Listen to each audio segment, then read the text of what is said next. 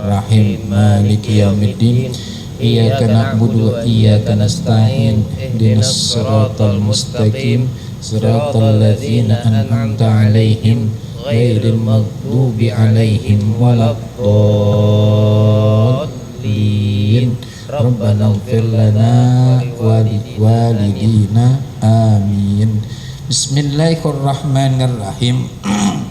Wa yahrumu bil hadathi salatun wa tawafun wa sujudun wa maskun wa hamlu ma kutiba fihi al-Qur'an li darasatin la ma'a tafsirin zada alaih. Hadirin wal hadirat rahimakumullah, kita masih akan bahas kitab Syarah Irsyadul Ibad ila Sabilir Rasyad karangan Syekh Zainuddin bin Abdul Aziz bin Zainuddin Al-Maliyabari.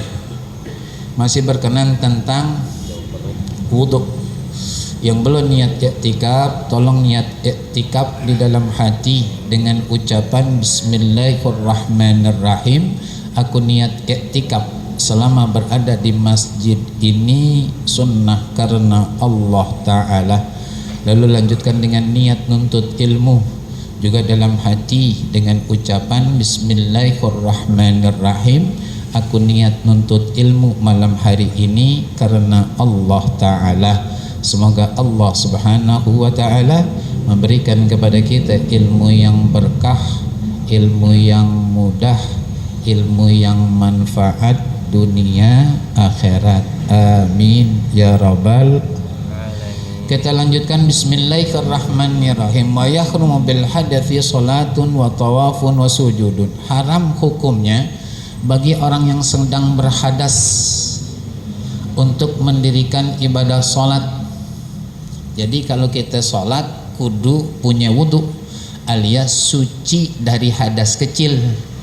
Beda ya bersuci dengan kita wudu. Dalam artian bersuci itu kita istinja. Kalau kita pipis, kita pup ya istinja. Setelah itu baru berwudu gitu. Mau istinja dengan air, wudu dengan air, kita pun harus kudu kenal air dalam artian air yang bisa menghilangkan najis, bukan air yang menetapkan najis dan najis tersebut tetap ada dan enggak hilang. Hadas kita harus berwudu sebelumnya karena salah satu syarat sahnya sholat adalah suci dari hadas kecil, hadas besar. Hadas besar dengan cara mandi, hadas kecil dengan cara berwudu. Jadi harus wudu dulu. Wudu itu sekali lagi adalah wudu sesuai dengan tuntunan Rasulullah sallallahu alaihi wasallam. Minimal rukunnya, jangan kurang. 6 rukunnya ya. Basuh wajah beriringan dengan niat dalam hati. Kemudian sapu basuh tangan kita dari jari-jari ke sikut lebihin. Selesai kanan baru kiri. Jangan kanan kiri, kanan kiri. Kanan dulu 3 kali sunnahnya, lalu baru ke tangan kiri. Kemudian kepala, kemudian kaki. Kanan dulu sempurna baru kiri. Digosok yang berkerut, kemudian disela-selain jadinya, ditakhlil, ditakhlil ya. Setelah itu tertib, itu rukun wudu. Harus sempurna wudunya, sebab kata Rasul begitu, la salata liman la wudu alah. Tidak ada salat bagi orang yang enggak punya wudu. Kalau cuman sekedar basah belum namanya wudu. Belum namanya wudu. Makanya segala sesuatu harus pakai ilmu termasuk wudu. Wa tawafun, tawaf itu sama sholat hadirin. Maka ada keterangan yang menyatakan bahwasanya kalau kita menggunakan wudunya cara mazhab Imam Syafi'i, yang batalnya itu bersentuhan kulit laki-laki dewasa alias balik, sudah balik, dengan perempuan yang sudah balik dan bukan mahram, bukan orang yang haram untuk kita nikahi alias kita sama dia boleh nikah. Nafsu mohon maaf ataupun gak nafsu batal. Maka saat itu kita boleh talfik, pindah mazhab dengan wudunya mazhab Imam Malik. Maka insya Allah wudu kita aman dan gak berulang-ulang kita bolak-balik untuk wudu lagi. karena kita pakai wudhu mazhab Imam Malik, aman jadinya insya Allah. Wa massu wa hamlu ma kutiba fihi al-Quran, menyentuh, membawa apa yang tertulis di dalamnya Al-Quran. Maka kita nggak boleh saudara kalau dalam keadaan berhadas, kita lagi bawa Al-Quran, mohon maaf kentut misalnya, maka letakkan dulu Al-Quran di tempat yang tinggi, berwudu. Jangan kita bawa, nggak boleh, dilarang sama agama, dilarang sama agama. Taruh dulu Al-Qurannya di tempat yang tinggi. Kenapa syukron kok ditekankan di tempat yang tinggi? Maaf minta redho, masih ada orang-orang Islam entah laki entah perempuan ame Al-Quran kurang open, kurang naruh hormat, kurang memuliakan. Mungkin hadirin jamaah wal hadirat pernah lihat kali, dan mohon maaf ini pun sering saya sampaikan di majelis-majelis, itu Yasin habis dibaca saat arwahan, adanya di kaki saudara, di kaki saudara gitu. Pahala 83 ayat yang ente baca itu dalam surah Yasin ya, belum tentu sampai saudara, tapi dosanya udah jelas, dosanya udah jelas. Hormatin itu Al-Quran. Geremet-geremet hati saya, maaf ya, nggak bisa dibohongin dah hati, nggak nyaman aja kita ngelihatnya, nggak nyaman. Kalau Al-Quran ada di bawah, kakinya silek di bawah nih Quran Yasin, ma kutiba fihi, apa yang tertulis di dalamnya. Kan Yasin itu Quran, bahkan kata Rasulullah qalbul Quran, hatinya Al-Quran itu Yasin saudara. Tolong apa muliain, tolong apa muliain, pegangnya tangan kanan jangan tangan kiri, tolong banget dah. Kan ini kalamullah, firman Allah saudara gitu. Kalau surat dari pejabat kita pegang, kita hormatin banget, kita simpan, takut hilang, takut rusak. Bacanya pun kita teliti banget. Ini dari Allah, zat yang maha, zat yang maha, muliain saudara. Pasti kita dimuliain oleh Allah Subhanahu wa taala. Jangankan satu Quran, kita tahu nih sobekan Al-Quran jatuh, nggak boleh kita hinakan. Pungut, ambil, taruh di atas, itu cuman sobekan.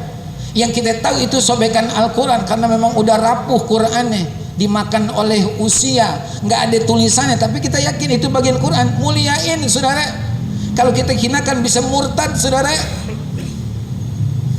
Nih kadang-kadang maafin minta redho, sholatnya rajin, puasa Senin Kamis kagak tinggal, sodakonya sering, tapi ame Al-Quran kurang begitu hormat. Ya Rob, ya Rob, ini Quran kan nanti salah satu yang diberikan izin oleh Allah untuk memberikan syafaat buat kita, baik nanti di kuburan ataupun besok ketika kita ada di sidangnya Allah, di hisabnya Allah gitu. Kalau kita muliakan Al-Quran, pasti kita dimuliakan sama Allah. Bohong kalau kita nggak dimuliakan sama Allah. Tapi tolong jangan pernah hinakan Al-Quran, mau sengaja kagak sengaja, enggak. Muliakan Al-Quran, muliakan Al-Quran ya. Tolongin banget dirubah tuh. Kalau mau tawarruk misalkan acara 4 bulanan 7 bulanan untuk ibu-ibu misalnya, atau cara-acara arwahan pindah rumah buat laki-laki, sediain meja yang tinggi begini apa? Taruh Al-Quran di situ. Habis baca ambilin, taruh lagi. Ini taruh di sini. Panitia bagiin makanan. Ini di sini aja nih Yasin. Ya Allah. Bener dah, maafin ya, mampu nggak ada niatan. Germet tadi saya nggak nyaman banget gitu. Nggak nyaman saya nggak nyaman. Kita mau bilangi, maaf ya, udah tua. Kita kagak bilangin, nggak enak rasa nih di badan gitu, di hati ya. Sediain tempat yang tinggi, taruh Al-Quran. Ada salah satu masjid pengurusnya bilang, Sad, baik itu meja Al-Quran Sad, lemari Al-Quran habis ditaruh apa aja Sad di atasnya, gimana caranya? Saya bilang, Bang mohon maaf ya, tulisin aja Bang di atas meja tuh misalnya ya kan. Tolong jangan letakkan sesuatu di atas, karena di bawahnya Al-Quran. Al-Quran itu harus tempatnya paling tinggi saudara. Ini Quran nih misalnya, ini Quran nggak boleh nih di sini. nggak boleh saudara. HP di atas Quran nggak boleh saudara. Quran harus tempat yang paling tinggi saudara. Ya. Itu di antara cara kita memuliakan Al-Quran. Kutiba fihil Quran li dirasatin la ma'a tafsirin zada alaih. Maka nggak boleh kita membawa Al-Quran, membawa sesuatu yang ditulis di dalamnya Al-Quran untuk pelajaran, kecuali tafsirannya, ya kan, terjemahannya lebih banyak dari huruf Al-Quran yang ada, masih diperbolehkan. Ya. Wala qalaba waraqahu bi'udin in lam yanfasil alaih. Boleh juga membolak-balikan Al-Quran pakai ud. Kalau dulu kita apa namanya ya, lidi kali ya, kalam tuh kata Bang Rahmat ya. Cakepnya sih kita pegang, makanya kita punya wudu ya. Wa yajibu ala nahwil wali man ghairi mumayyiz mushafan walau khan fihi al-Quran walau ba'du ayatin la mumayyiz li hajatihi. Maka wajib atas wali, ayah, ibu, kakek, nenek gitu. Kalau wali untuk pernikahan kan 6, ayah, kakek, saudara kandung laki, mau adik ke, mau abang ke, paman, mau sekandung ke, sebapak ke, itu wali.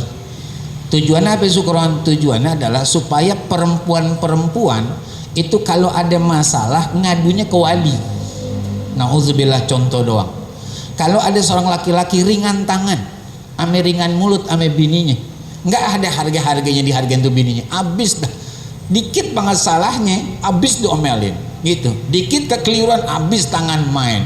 Ini perempuan alias istri boleh mengadukan perihal nakalnya, jahatnya ini laki kepada walinya, ayah, kakek, saudara kandung laki, mau adiknya ke, mau abangnya ke, paman sekandung sama ayah ataupun paman sebapak 6 tuh harus ngadu tuh supaya diambil tindakan karena dia sudah melampaui batas gitu kan. Begitu kata baginda Rasul, khairukum li ahli wa ana khairukum li ahli. Sebaik-baik kalian adalah orang yang paling baik sama keluarganya alias istrinya, dan aku, kata Rasulullah, orang yang paling baik dengan istriku. Boleh ditanya istri-istri Rasulullah, nggak ada. Bahkan kata Sayyidah Aisyah ketika para sahabat nanyain tentang Rasulullah, apa jawaban Sayyidah Aisyah? Kana khuluquhul Quran, adalah akhlak baginda Rasul adalah Al-Quran. Kalau kata kita Quran berjalan, itulah Rasulullah ya. Kita lanjutkan.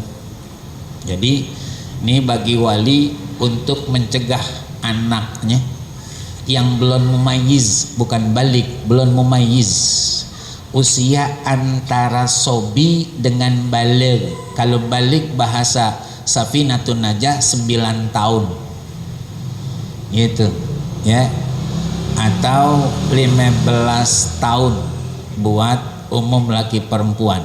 Nah, antara itu tuh namanya usia mumayyiz. Kalau belum usia mumayyiz, maka wali melarang anak untuk bawa Al-Quran. Lalu solusinya bagaimana nih supaya anak nih kalau belajar di TPQ dibawa Al-Quran itu boleh? Ajarin wudhu, ajarin cara menghormati memuliakan Quran. Jangan bawa tas begini. Maaf ya kalau bisa kurang sopan. Ini namanya mantatin Quran. Peluk kayak dulu orang tua kita tuh bawa Quran begini. Ini udah jarang ada nih yang begini. Tuh, ya. Bawa peluk di dada Quran. Udah jarang nih, asli jarang. Yang ada di keweng-keweng Al-Quran. Kadang pakai tangan kiri bawanya keweng. Kasih tahu, ajarin wudhu, ajarin menghormati Quran. Jadi dimanapun anak kita berada, kita pastikan dia mau bawa Quran udah punya wudhu. Ketika bawa Quran gak akan mungkin dihinakan Quran, pasti dihormati dan dimuliakan. Itu hadirin jamaah rahimakumullah. Babul gusli, bab yang baru, bab yang kelanjutannya adalah tentang mandi. Akhraja at-Tabrani an Ibnu Umar qala mengeluarkan Imam Tabrani dari Sayyidina Abdullah bin Umar radhiyallahu anhuma, semoga Allah meridhai beliau, meridhai Sayyidina Umar sebagai ayahnya Abdullah dan meridhai Abdullah sebagai putranya Sayyidina Umar, dua-duanya sahabat baginda Nabi besar Muhammad sallallahu alaihi wasallam. Qala, beliau Sayyidina Abdullah berkata, qala Rasulullah sallallahu alaihi wasallam, bersabda baginda Rasul sallallahu alaihi wasallam, idza taqal khitanan, idza taqal khitatan, jika bertemu dua, mohon maaf minta ridho kalau kurang sopan, dua alat kelamin, bertemu dua alat kelamin, maaf minta ridho, kelamin laki kelamin perempuan, ya, tanpa ada penghalang, maaf mau celana dalam atau apapun jadinya, langsung berjumpa, bertemu, wa ghabatil hasafah, kemudian maaf minta ridho sekali lagi, pala helm yang laki udah masuk, tahu pala helm ya, ya jangan dibayangin, tahu aja udah, ya khawatir dibayangin jadi salah, pala helmnya udah nyelam nih, udah nyelam, ya. Faqad wajabal ghuslu, maka wajib mandi. Anzala aw lam yunzil, mau itu maafin sekali lagi, mau itu keluar mani ataupun enggak keluar mani, wajib mandi. Bang, kata bini, ngapa? Ya bang, ya ngapa emang neng? Mandi kita nih, gitu. Ya mandi neng. Tapi kan maaf ya bang, belum keluar. Iya, walaupun belum keluar, saya belum keluar, kamu belum keluar. Tapi kata Rasulullah dari Sayyidina Abdullah bin Umar, iza ghabatil hasafah, jika masuk kepala kemaluan, mohon maaf, ke kemaluan istri, saya tangan ini, istri, gitu. Karena masih sangat mungkin bukan istri, ini jadi zina nih. Tapi kalau sama istri itu ada nilai ibadah, cuman harus pakai pengetahuan. Apa itu diantaranya? Wajib mandi. Keluar kagak keluar mani wajib mandi. Ya. Nih tegas dari baginda Nabi besar Muhammad sallallahu alaihi wasallam, wajib mandi walaupun kagak keluar, karena udah bertemu tanpa penghalang, mohon maaf, dan kepala helmnya udah masuk. Ya. Wan Nasa'i, jadi bukan patokannya air mani kagak keluar nggak pakai mandi bang, udah nggak apa-apa, salah, tetap harus mandi. Wan Nasa'i wa Ibnu Majahin an Aisyah radhiyallahu anha, dari Imam Nasa'i, dari Sayyidina dari Imam Ibn Majah, dari Sayyidina Aisyah radhiyallahu anha, semoga Allah meridhai beliau, idza stayqaza ahadukum min naumih, kata baginda Rasul sallallahu alaihi wasallam, jika seseorang di antara kalian bangun dari tidurnya, fara'a, kemudian dia melihat balalan, basah, celana dalamnya basah bukan ngompol, basah yang lame dikit berkerak dan kencang, maaf namanya air mani, ngelebar dia kayak pulau, kita pegang begini agak kaku jadi celana, itu namanya air mani, bukan air pipis atau air kencing, dia air mani, balalan, basah. Walam yara annahu ihtalama, dan dia merasa nggak ngimpi. Seingat saya kagak ngimpi dah, ya basah, basah, ya. Kita salah mandi, mandi, jangan berpatok. Dia kagak ngimpi, nggak wajib mandi, mandi saudara. Kan begitu kata Rasul. Walam yara annahu, ya kan, ihtalama, dia merasa dia nggak ngimpi kok, nggak ngimpi, tapi balalan, basah, celananya basah, salah mandi. Wa idza ra'a annahu ihtalama, jika dia melihat atau merasa bermimpi, walam yara balalan, tapi ketika dicek celananya nggak basah, nggak ada yang kaku, nggak ada putaran kayak pulau gitu bebekas di celananya, gitu di celananya, ya, fala qasala alaih, maka nggak wajib mandi. Jadi kalau dalam keadaan tidur saudara, dalam keadaan tidur, maka yang tanda dia harus mandi ataupun tidak, basah atau nggak basah, bukan masalah mimpi kagak mimpi, yang penting basah atau nggak basah. Kalau basah wajib mandi, kalau nggak basah nggak wajib mandi. Beda ame orang lagi puasa gitu. Orang lagi puasa misalkan tidur nih, ya kan, menjelang zuhur, dia ngimpi, dia sadar, astagfirullahaladzim, ngimpi, tanggung dah, terusin aja dah, batal puasanya. Wajib mandi juga, namanya dia mohon maaf keluar air mani dalam keadaan sadar, nyengaja. Kalau mimpi kan kagak sengaja, saudara. Kalau nggak sengaja, ya kagak batal, ngimpi di bawah kesadaran gitu. Tapi kalau dibangun, astagfirullahaladzim, ada puasa, ya tanggung banget, terusin aja dah, ya batal. Diterusin lagi, batal kan. Kucek terus. Ya kucek terus kata Bang Rahmat. Batal jadinya. Batal judul puasanya, dosa juga iya.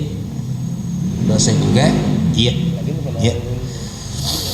Dan dia tetap harus nggak boleh makan sampai maghrib. Jangan kan udah batal, boleh dong makan, nggak boleh. Hormati Ramadan, karena Ramadan adalah bulan yang dihormati oleh Allah. Satu-satunya dari 12 bulan, cuman Ramadan doang yang disebut oleh Allah Subhanahu wa taala dalam Al-Qur'an. Sahru Ramadan alladzi unzila fihi al-Qur'an hudal linnas wa bayyinatin minal huda wal furqan faman sahida minhu falyasum. Kan gitu. Ramadan 4 bulan yang Allah muliakan, termasuk yang kita ada dalam sekarang, Zulhijjah. Inna iddatas syuhuri indallahi 12 sahran fi kitabillah yauma khalaqas samawati wal ard minha arba'atun hurum dzalika dinul qayyimu fala tazlimu fihinna anfusakum. Surah At-Taubah ayat 36 kalau tidak khilaf. Kata Allah Subhanahu wa taala, sesungguhnya bilangan bulan di sisi Allah saat Allah menciptakan langit dan bumi terdapat 12 bulan, Muharram sampai Zulhijjah. Tuh. Ya, dari 12 bulan ini terdapat 4 bulan yang mulia kata Allah Subhanahu wa taala. Itulah agama yang lurus. Fala tazlimu fihinna anfusakum. Janganlah kalian menzolimi diri kalian di 4 bulan tersebut. Allah tidak merinci, Rasulullah yang merinci hadirin. Zulqa'dah, Zulhijjah, Muharram. 3 berturut-turut, yang satu pisah, Rajab. Tuh. Kenapa Allah melarang keras? Karena di waktu yang Allah muliakan, setiap kebaikan yang kita lakukan lillah, pahalanya melebihi dari bulan-bulan yang biasa, puluhan kali lipat. Kita sedekah di hari biasa itu pertengahannya 700 kali lipat kata Allah. Matsalul ladzina yunfikuna amwalahum fi sabilillah kamathali habbatin anbatat sab'a sanabila fi kulli sumbulatin mi'atu habbah wallahu yudha'ifu liman yasha wallahu wasi'un alim. 700 kali lipat. Kita sedekah di bulan Syawal 5.000, tengah-tengahnya Allah kasih pahala 700 kali lipat. Tapi kalau di bulan Zulhijjah lain lagi, lebih banyak lagi Allah kasih. Emang apa? Bulan yang Allah muliakan. Begitu pula untuk dosa. Dosa di bulan Syawal biasa saudara, tapi dosa di bulan Zulqa'dah, Zulhijjah, Muharram, Rajab puluhan kali lipat Allah lipat gandakan. Berarti dia tidak memuliakan apa yang Allah muliakan. Sekarang ada di bulan Zulhijjah kita nih, bentar lagi Muharram ya. Jadi karena memang bulan yang dimuliakan, kita harus juga memuliakan sebagaimana yang Allah muliakan. Kita lanjutkan. Wasamwih, Imam Samwih an Anasin, dari Sayyidina Anas ibn Malik radhiyallahu anhu, baginda Rasul sallallahu alaihi wasallam bersabda, idza wajadatil mar'atu fil manam, jika seorang perempuan mendapatkan dalam tidurnya mayajidur rajul, apa yang didapatkan oleh seorang laki-laki, fal tagtasil, maka mandi. Kalau laki-laki lihat ya basah gitu, mau dia berasa ngimpi ke kagak ke basah, tapi mandi. Nah perempuan begitu juga, ya basah bang, iya saya tidur bang, terus saya lihat basah bang, ya mandi neng. Tapi kan saya kagak ngimpi bang, mandi neng. Apa yang didapatkan oleh kami laki-laki, ya kan, untuk masalah seperti ini wajib mandi. Begitu pula kalian perempuan kata Rasulullah. Jadi sama-sama harus mandi. Tahadus bin ni'mah, istighfar tobatan nasuha. Kemarin di Buncit ada pengajian ibu-ibu, saya diminta tolong hadir di situ. Sedikit menyentuh tentang mandi hadas besar. Maafin, minta redo banget dah. Hampir sebagian besar mandi hadasnya pakai sampo. campur sampo, campur sabun, sikat giginya pakai Pepsodent atau odol. Jangan. Kenapa jangan? Harus murni air. Sampai benar-benar seluruh tubuh ini dilipat-lipatan, pokoknya di seluruh tubuh nih, ya kan? Benar-benar udah ke alirkan air yang sela-sela, yang nyelip-nyelip, yang belipat, semua udah kena. Hatta kerongkongan, hatta lubang hidung, udah selesai semuanya. Silakan ente mau sampoan boleh, ente mau sabunan boleh, ente mau sikat gigi pakai Pepsodent boleh. Emang apa? Hadasnya udah keangkat. Kalau ente campurin sampo, campur bahan kimia namanya, enggak murni air.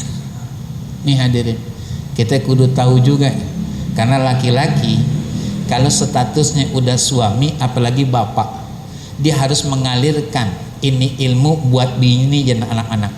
Tapi mohon maaf, kalau laki-laki statusnya udah suami plus apalagi jadi seorang bapak, maaf, dia malas ke majelis taklim, dianya nggak bisa nolongin diri, bagaimana nolongin bini sama anak-anaknya?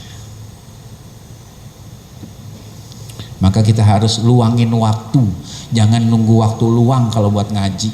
Nggak bakalan ketemu kalau nunggu waktu luang. Luangin waktu, bela-belain, korbanin yang lain, gitu saudara.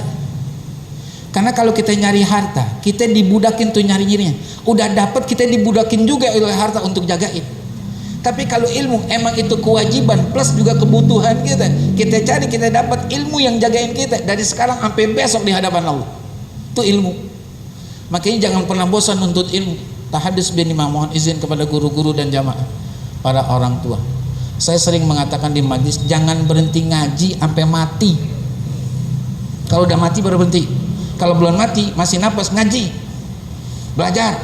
Tapi ngulang lagi syukran toharah, ngaji, belajar. Bisa jadi ilmu yang sudah kita dapatkan tentang toharah itu disempurnakan lagi oleh guru kita yang baru kita datangin saat ini kita ngaji. Begitu saudara. Jadi nggak ada jeleknya, bahkan selalu bagus. Dan kalau kita pengen surga besok dapatnya gampang, mati dalam keadaan nuntut ilmu. Mati dalam keadaan nuntut ilmu itu yang cakep banget itu. Saya meninggal sholat, ya Allah, kemarin kita udah janjian mau taklim subuh. Innalillahi. Di mana meninggalnya? Rumah sakit, RSUD Pasar Minggu. Kaget, bininya jam 2 dibawa, jam 3 seperempat dikabarin meninggal. Ya Allah, bener, dia udah WA-an sama saya, besok subuh ya ente nyamperin aneh, apa aneh nyamperin ente? Aneh dan nyamperin ente sebelum subuh, ente siapa di gerbangnya, jadi saya nggak pengen ngambil. Udah janjian tuh, kan berarti emang dia lagi menuntut ilmu tuh. Matinya dalam keadaan nuntut ilmu. Man salaka tariqan yaltamisu fihi ilman sahhalallahu lahu tariqan ilal jannah. Barang siapa, kata Rasulullah, yang mau mampu ikhlas lillahi ta'ala, sungguh-sungguh dia melangkahi jalan setapak demi setapak dari rumahnya ke majelis tujuan untuk menuntut ilmu lillah, maka Allah pastikan, kata baginda Rasul, jalan dia ke surga Allah kasih gampang, Allah kasih mudah. Makanya kita matinya dalam keadaan nuntut ilmu. Makanya jangan berhenti kecuali mati baru kita selesai nuntut ilmu. Berapapun usia kita, yang penting kita masih mampu untuk datengin majelis, datengin majelis. Kita lanjutkan hadirin jemaah rahimakumullah. Wa Tabrani an Ibnu Abbas, dari Imam Tabrani dari Sayyidina Abdullah bin Abbas radhiyallahu anhuma. Beliau ini sepupunya baginda Rasul sallallahu alaihi wasallam. Ayahnya adalah paman Rasulullah Sayyidina Abbas. Putranya adalah sepupu misanan Rasulullah. Dua-duanya sahabat radhiyallahu anhuma. Semoga Allah meridhai keduanya. Kata baginda Rasul sallallahu alaihi wasallam, innal malaikata, sesungguhnya malaikat-malaikat Allah, la tahdurul junubah, enggak hadir terhadap orang yang junub, wala mutadammikh bil khuluq hatta yaghtasila, dan juga kepada orang yang bertabur minyak wangi, enggak bakalan hadir malaikat rahmat sampai mereka berdua mandi. Makanya maafin, yang perempuan menstruasinya amen nipas, yang laki-laki junubnya, jangan lame-lame. Jangan bebengong-bengong, cepetan udah. Maaf ya maaf. Ajaran Rasulullah bagi kita umatnya, maafin. Kalau berhubungan badan mau nambah boleh. Ame bininya, tungguin sini neng. Mau ngapain bang? Ntar di sini. Bang Kupi. Abang mau kipas-kipas dulu di depan. Bang, tungguin bentar. Selesai nih, mau balik lagi boleh. Cuman diajarkan sama Rasulullah, dari kamar Rasul, wudu. Bersihin dulu kelamin, wudu. Wudu. Supaya apa? Supaya seger lagi. Dan ini, mohon maaf, kepala kemaluan, ame bibir kemaluan, kita yakini setelah kita bersihkan itu nggak ada najis. Mau pipis, mau wadi, mau mazi, nggak ada tuh. Jadi ketika main yang kedua, ditembakkan oleh laki-laki ke milik bininya, murni air mani, nggak ada najis. Sebab kalau ada najis haram. Pada bengong, saya dibongongin jadinya dah. Haram tuh saudara. Walau cuma setetes, ada di ujung kemaluan kita. Kita nggak hati-hati, kita kagak bersihin, kita main lagi tendang, dum, zup, masuk ke, mohon maaf, kemaluan bini kita. Haram saudara, nggak dinilai ibadahnya, haram. Emang apa? Ada yang najis di situ. Apa najisnya? Air mani, mohon maaf, air seni, air pipis. Termasuk mazi dengan wadi, najis dia. Maka kalau ada mazi ame wadi, dia najis, cuci, tapi nggak wajib mandi, cuci bersihin, ganti sempak. Semua kita bersihin, kubul kemaluan depan, dubur kemaluan belakang, ganti sempak.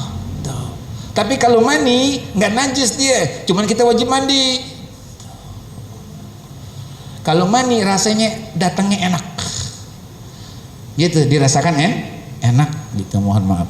Kalau mazi wadi enggak, ya. Dan dia najis. Kudu mandi nih segera. Kita yang junub mandi, jangan pakai. Ntar dulu mau ngapain? Mandi udah. Malaikat rahmat pergi dari rumah kita, keluar dari kamar kita. Tuh. Nanti kalau tiba-tiba ternyata Allah menentukan detik itu kita meninggal dunia, mati dalam keadaan junub. Kalau dulu sahabat ada, beliau memang habis main futsal sama istrinya, dapat seruan untuk perang, nggak ada tunda-tunda, berangkat, mati syahid. Allah Maha tahu, diutus oleh Allah malaikat ngerubungin beliau, mandiin. Anaknya nyusul, mana ayah? Itu kata Rasulullah begini-begini, udah diselesaikan sama malaikat, udah dimandiin sama malaikat. Tuh, kita kan bukan sahabat saudara. Kita adalah orang yang dimuliakan Allah dengan iman dan mengikuti sunnah anjuran ajaran baginda Nabi besar Muhammad sallallahu alaihi wasallam. Maka mandi jangan pakai tunda. Mandi junub buat kita, buat perempuan nipas kemudian menstruasi juga junub, mandi segera. Makanya perempuan maafin dah ya, tolong kalau dibilangin sama lakinya jangan pakai marah apa. Neng mandi neng. Iya bang, dengar dari tadi cerewet banget sih bang. Maaf ya bu, maaf, minta redo. Laki capek bu, maksudnya di dunia capek nyari duit yang halal, di dunia capek untuk coba nggak melanggar larangan Allah, di akhirat capek tanggung jawab dosanya, tanggung jawab ibu sebagai bininya, tanggung jawab anak-anak, paling belakang pak kita masuk surganya. Makanya jangan direpotin laki. Udah, iya bang, mandi bang, iya. Tahu nih caranya, alhamdulillah bang, tahu bang, mandi dah. Tuh nyenengin laki dah, enak kalau begitu. Enak, ntar habis mandi sholat diajak jalan-jalan sama lakinya dah, diajak jalan enak ya, lakinya nggak puyeng nodan palanya ya kan. Bini pun udah sholat, malaikat rahmat balik lagi tuh ke rumah kita. Makhluk-makhluk yang jahat keluar dah tuh, nggak mungkin bersatu sama malaikat ya. Nih kata baginda Nabi besar Muhammad sallallahu alaihi wasallam, wa Abu Dawud wa Nasa'i la tadkhulul malaikatu baitan fihi suratun wala qalbun wala junubun. Imam Abu Dawud, Imam Nasa'i, baginda Rasul sallallahu alaihi wasallam bersabda, malaikat-malaikat Allah tidak masuk di satu rumah yang di dalam rumah tersebut ada surah, ada gambar. Bukan foto ya. Tuh ulama nerangin begitu, bukan foto, tapi gambar yang kalau kena sinar ada bayangannya. Gitu. Kayak patung misalnya disorot nih sama sinar ya kan, kemudian menghasilkan bayang-bayang. Itu yang nggak boleh ada di rumah kita, buang-buangin udah, malaikat nggak bakal masuk malaikat rahmat, bukan Israel, malaikat rahmat. Israel mah tetap aja masuk. Kali gitu, gara-gara patung ada malaikat Israel, ini nggak masuk dah, ini nggak masuk dah. Ya enak kita taruh aja patung semua. Aman, nggak mati-mati. Ya, jadi maksudnya suratun ini gambar bukan foto gitu, tapi gambar yang kalau kena sinar ada bayangannya, namanya patung tuh. Itu satu dipahami dulu. Yang kedua, gambar pun tuh kalau bisa tolong yang membuka aurat masukin kamar, jangan dipajang, nggak boleh. Emang kenapa? Jadi tontonan orang. Namanya kita memamerkan aurat keluarga kita, entah bini, entah anak, entah cucu, entah keponakan, entah orang tua, entah mertua, bawa masuk, simpan di dalam kamar aja, yang nggak mungkin orang lain bisa masuk kecuali kita doang. Monggo silakan. Tapi kalau di depan cukup udah foto keluarga yang semuanya sopan menurut agama, sopan menurut aturan kehidupan sosial masyarakat. Monggo taruh foto, monggo taruh foto, ya gitu. Dan kalau ada begitu lagi lukisan yang gambar hewan jangan masukin juga tuh, karena Rasulullah melarang banget tuh. Dulu Rasulullah masuk ke rumah Sayyidah Aisyah, ternyata di spraynya Sayyidah Aisyah atau di selimut Sayyidah Aisyah ada gambar hewan, dirobek-robek sama Rasulullah, dikoyak sama Rasulullah. Emang apa? Nggak boleh ada gambar makhluk hidup. Makanya pelukis makhluk hidup jangan, pematung juga jangan jadikan profesi. Nanti di akhirat kata Allah, ente dulu profesinya matung kan, ente dulu lukis kan, ya kan, makhluk hidup kan, ingin menyamai apa yang aku ciptakan kan, sekarang kasih hidup nih mereka semua, kata Allah. Kasih hidup tuh.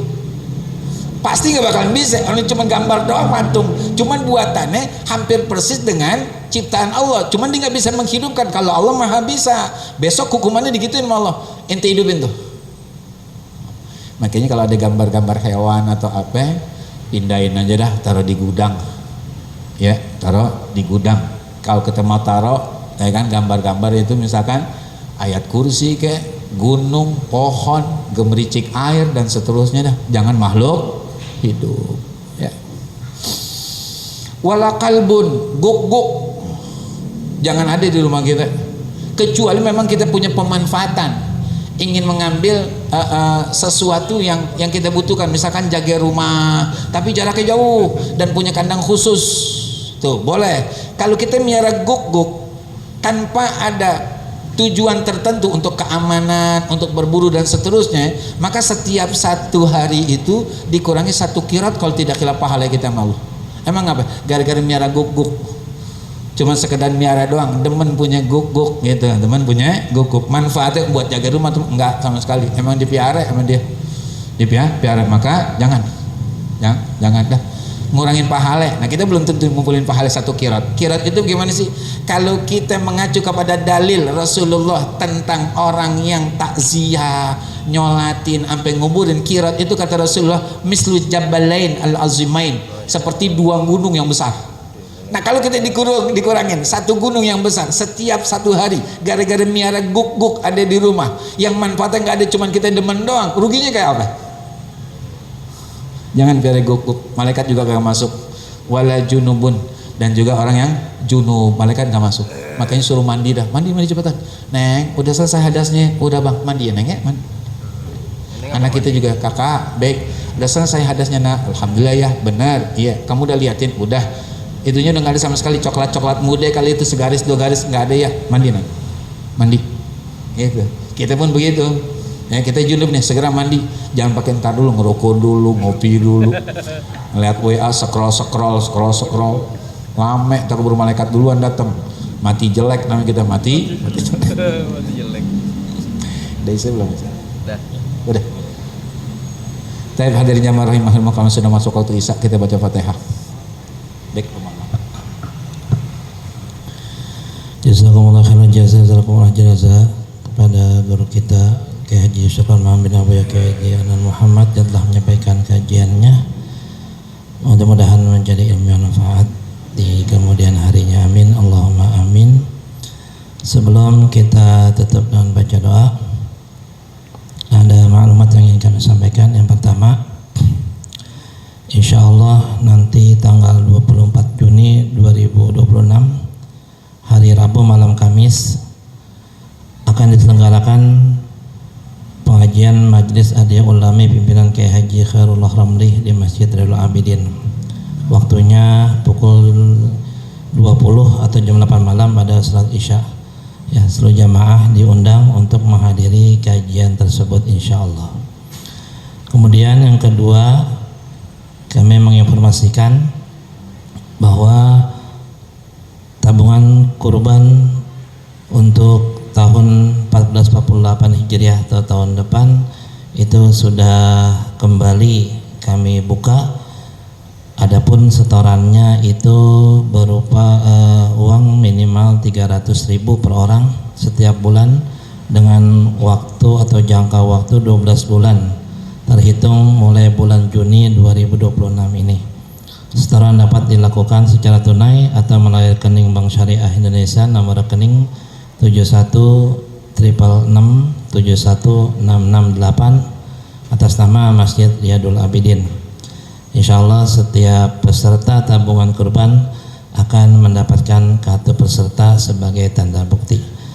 Tabungan kurban sekali lagi bukan hanya satu-satunya cara bagi jamaah yang ingin partisipasi kurban kolektif di Masjid Riyadul Abidin. Panitia juga insya Allah bisa atau siap menerima uang kolektif secara sekaligus di waktunya nanti. Demikian ini ajakan ini kami sampaikan.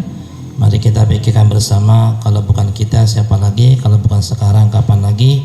Mudah-mudahan Allah berikan kemudahan, keberkahan dan kebaikan pada kita dan pada setiap niat dan azam kita.